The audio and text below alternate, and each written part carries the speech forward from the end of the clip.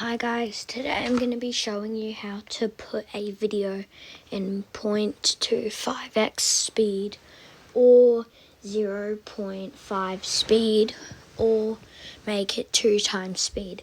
So firstly you'll watch, then once you go out of the video, you'll click on your profile down here and then you should see this. And then it'll be your latest video that you watched.